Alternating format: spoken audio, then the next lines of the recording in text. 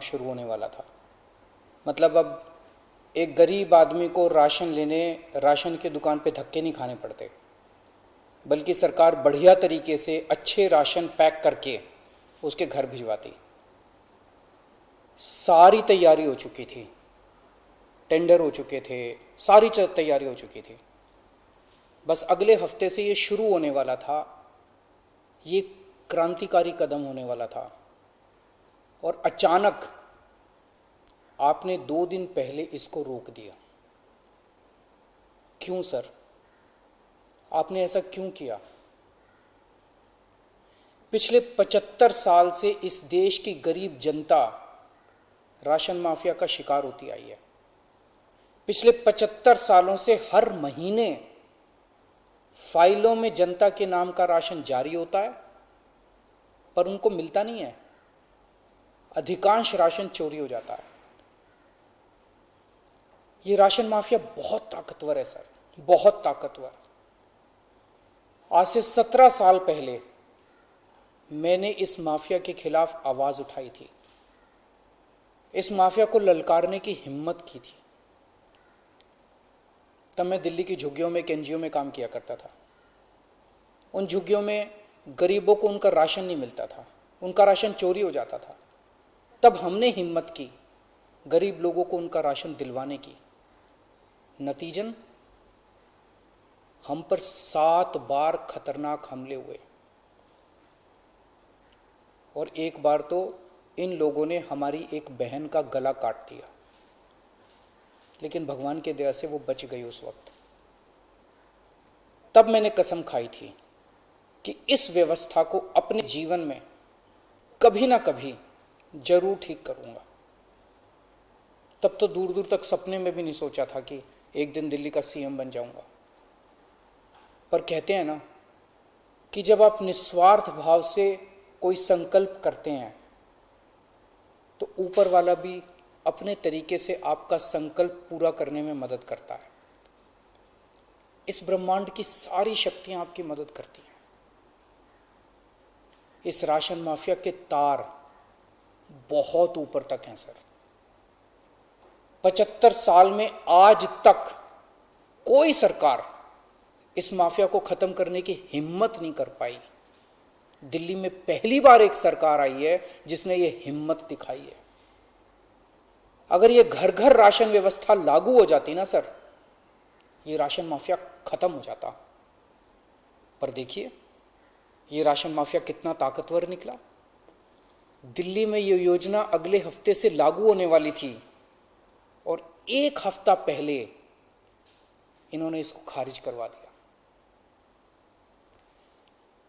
आपने ये कह के हमारी स्कीम खारिज की है कि हमने केंद्र सरकार से इसकी अप्रूवल नहीं ली। ये गलत है सर। हमने एक बार नहीं, 5 बार आपकी अप्रूवल ली है। ये रही सारी चिट्ठियां। केंद्र सरकार को हमने इतने सारे खत लिख के बताया कि हम ये योजना दिल्ली में लागू करने जा रहे हैं। कानूनन हमें दिल्ली में ये स्कीम लागू करने के लिए केंद्र सरकार की कोई अप्रूवल लेने की जरूरत नहीं है।